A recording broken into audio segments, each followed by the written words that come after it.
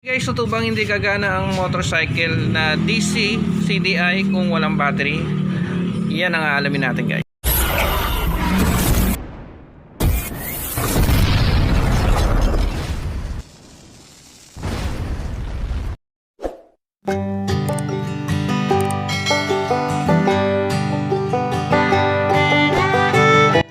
Good day po at welcome po sa aking munting channel. Okay guys, today ay aalamin natin kung paano umaandar yung motorcycle na battery operated, no? Okay, marami kasing nagtatanong tulad nila Mr. Nicor Miran at Norman Tumorong, paano kung walang battery, ano? At ito yung mga comment nila, guys. Yan. Paano mapapagana ang accessories kung walang battery? Yan, ibig sabihin, okay, paano ang pinopoint doon kung paano aandar yung ating motorcycle kung wala namang battery, kung battery operated yung ating CDI. Yan, yung mga accessories natin. Kaya meron tayong to. Tapos sinundan naman ni Mr. Norman Tumorong, no? Okay, may point daw si Mr. Nicor Miran. Kung battery operated yung ating mga accessories tulad ng CDI, so wala nga namang power kung walang battery, ano? Ang message niya ay ayan. Okay, no power ang ACC. No power kasi walang battery. Not stator drive. Paano mangyayaring magkaka-power si ACC? Okay, yan yung ating explain ngayon, no? Pero bago ang lahat, guys, i-diagram muna natin to, okay? Para mas maliwanagan kayo at pupunta tayo doon sa motorcycle at ipapakita ko sa inyo na kahit na walang battery ay gagana yung ating motorcycle kahit na battery operated yung ating CDI. Kung mapapansin nyo, guys, yung ating CDI ay 4 pin, no? So ito ay DC, direct current, no? Meron siyang polarity, meron siyang positive at negative, kaya tinawag siyang battery operated, no? Okay, DC CDI. Yan. Okay, mag-start tayo dito sa ignition switch. Okay, pagka mga DC yung ating motorcycle, apat to, guys. So pang AC CDI to, or alternating current na CDI. Okay, pagka DC naman, DC operated, dalawa lang yung ating gagamitin. So hindi na natin kailangan tong black na may lining na white tsaka yung green. So ang kailangan natin itong red tsaka itong black. Ito yung accessories wire, no? Kung mapapansin niyo yung socket, mas malapad siya. Ibig sabihin, maraming kinoconnect dito. So dito nakakonect yung ating headlight, horn, tail light, tsaka other accessories or voltmeter, no, guys, dito sa, kaya malapad to. Ngayon i-wiring natin to. Okay, ito yung ating ballpen, guys. So ito isang terminal ng ating switch. Ito yun, guys, no? Pag DC kasi itong dalawa na lang. So itong isang terminal ng ating switch nakadiretso sa battery. Ayan, nilalagyan to, guys, ng fuse. Ayan. So ganyan siya, no? Tapos yan, di ba, dalawa na lang, guys. Yung isa, itong black, yan yung accessories wire. Halimbawa, guys, ito yung ating accessories wire, no? Itong mahabang linya na to. So i-connect natin ito, kasing mahabang linya na to, i-connect natin mamaya sa mga accessories, no? Yan yung tinatawag na accessories pagdating sa motorcycle, yung kukunikan ng accessories wire. So ito yung accessories wire. Yan. Lagyan natin ACC wire. So ayan, pag on nyo ng ignition, guys, so nandito yung source sa red. Ayan. Okay, nandito yung source, no? Pag in-on nyo yung ignition nyo, ayan, in-on yung ganon, matatransfer dito sa black. So masusupplyan niya yung wire na accessories na papunta doon sa mga tulad ng unang-una niya kasing masusupplyan, guys, pagka in-on nyo. Syempre makikita nyo agad yung neutral ng inyong dashboard, no? Yung main dashboard, merong neutral, diba? Meron siyang lalabas ang neutral pag in-on yung ignition. Tapos masusupplyan ng ating headlight. Yung ating headlight meron siyang switch, no, kasi merong high and low. So itong accessories wire pupunta doon sa switch sa gitna. Ayun. Yan. So yung pinaka turn off. Tapos itong dalawang button na to, susupplyan niya ng accessories wire yung high at saka yung low. Okay? So ganun lang, no? Ito namang neutral, susupplyan niya agad yung ating bumbilya ng neutral. Pag on ignition, meron na siya agad ilaw. Yan yung sa main dashboard. Kaya mapapansin nyo, sa harapan may ilaw na agad pag on ignition. So sa horn naman, ganun din. Susupplyan niya yung isang terminal ng horn. Tapos yung isa naman sa ground. Depende na lang sa inyo kung maglalagay kayo ng switch. Kaya may switch tayo dito. Okay, ganun din sa taillight. Yan. Susupplyan niya na accessories wire yan. Tapos yung isa niyan ground. Ganun din sa voltmeter. So sa voltmeter automatic, no? Okay, nakakonect na agad yung ground niya. Tapos pag on yun na ignition, mayroon na siyang ilaw kasi i-monitor niya yung electrical supply nyo kung tama ba, no? Okay, ganun din sa ating DC-CDI. So okay, kaya siya tinawag na DC, ano, direct current. Meron siyang polarity, meron siyang positive at negative. So pag on yung ignition, ito yung ating wire papunta accessories. Yan. So buo yung okay yung battery natin. Tapos yung mga accessories connection okay. Pag on yung ignition, magkakaroon ng source. Yun na, doon napapasok yung tinatanong ni Mr. Necor Miran at saka ni Mr. Norman Tumorong. Paano mapapagana ang accessories kung walang battery? Okay, ang pinopoint niya doon, paano nga naman gagana ang motorcycle, no, kung walang battery? So hindi natin mapapagana kasi battery operated yung ating mga accessories kasama ang CDI. Ganun din si Mr. Norman Tumorong, no? No power ang accessories, no power kasi walang battery. Not stator drive. Paano mangyayari yung magkaka-power si ACC? So ang tinutumbok niya doon ay kung paano din mapapagana ang motorcycle kung walang battery. So yan yung ating main topic ngayon, no? Na papaanda rin natin yung ating motorcycle na kahit na walang battery. Okay, so kay Mr. Necor Miran at kay Mr. Norman Tumorong, okay, para hindi kayo maguluhan, ito po gagawin na natin para sa inyo. Lagyan muna natin to. Ayan, sa ground to guys, no? Ayan yung symbol ng ating ground. Okay, bago tayo pumunta sa motorcycle guys, ay meron ako ditong stator. Ayan. So ito yung itsura ng stator na pang AC, ano? So ang difference naman sa DC guys, DC stator, wala itong primary. So itong stator na to is full wave type, no? So ito yung light coil nya.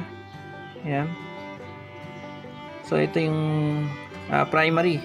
So pagdating sa stator ko, sa mga battery operated na stator is walang primary. So wala yan.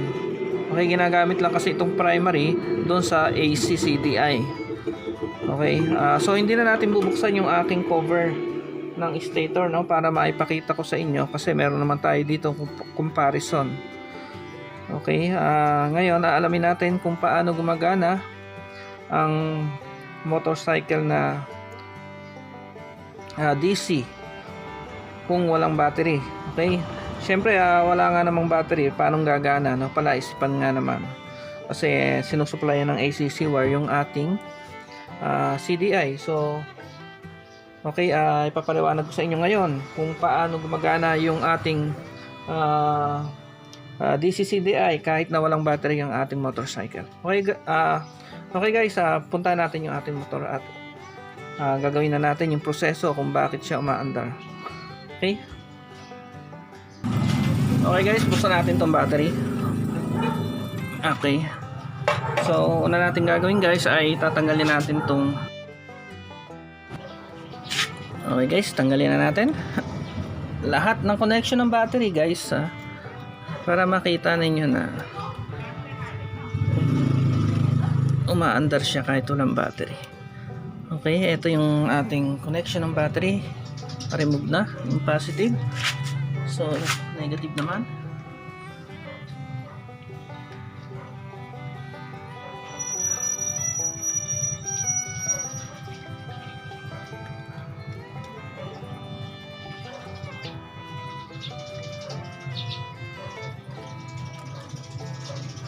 Ayan guys, tinanggal ko na rin yung negative, wala nang connection guys.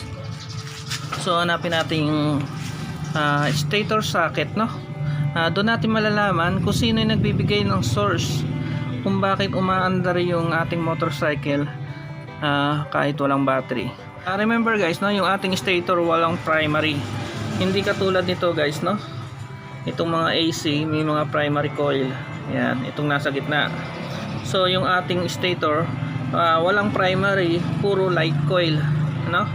Kasi full wave tong ating stator, puro light coil lang siya, wala siyang primary. So kukunin natin yung socket ng ating stator. So wala rito, no? Kailangan natin buksan yung upuan para makita natin yung socket. Okay guys, bubuksan ko lang, no?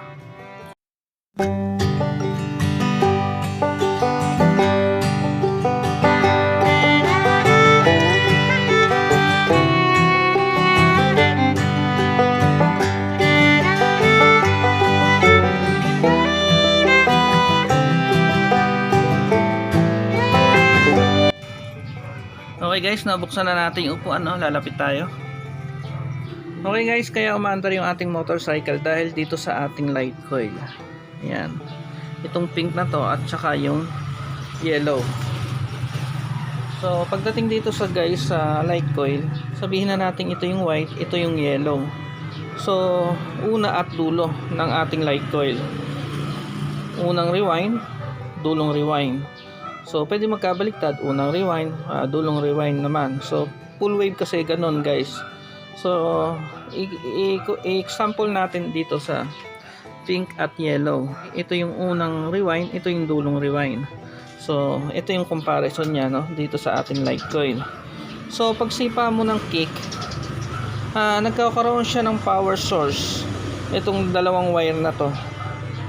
Ayan, kaya nagkakaroon ng neutral kasi pag sipa mo doon, dadaan yun sa rectifier. Itong wiring na to, di ba, nakakonekto sa rectifier, sa AC wire. So pag sipa nyo, nagkakaroon to ng source, dumadaan sa rectifier. Yung si rectifier, nasusuplayan niya yung accessories wire, kaya umaandar yung ating motorcycle kahit na walang battery. Okay, siyempre hindi pa rin kayo maniniwala guys, no? Kailangan natin ng proof. So ang gagamitin natin ay test light o test bulb, no? Para maipakita ko sa inyo na meron talagang lumalabas na source doon sa dalawang wiring na yon na yellow at pink. Gagamit natin test light. Okay, remove na natin, ha? Ayan, double check na walang nakakonect na battery. So kailangan natin ng test light. Ito yung ating test light. Ang gagawin natin, yung alligator clip ng test light, lalagay lang natin sa body ground. Kasi wala na tong battery, no? Kaya sa body ground natin ilalagay. Okay guys, papatunayan natin ngayon na gumagana pa rin yung ating motorcycle na DC-CDI kahit na walang battery. Okay, kasi ang magsusupply niya yung ating stator, yung light coil. Ngayon, si light coil naman from stator to rectifier. Tapos si rectifier ang magsusupply doon sa accessories wire. Okay, so na-connect na natin yung ground. Ayan. So ito yung pink, no? Ayan. Full wave kasi yung ating stator. So yung pink. Tusok natin yung yung ating test light, test bulb. Tapos sisipain natin. So guys, hindi naka-on ng ating ignition, no? Ayan. Ngayon, sisipain natin yan. Magkakaroon to ng ilaw. Okay guys, sisipain na natin.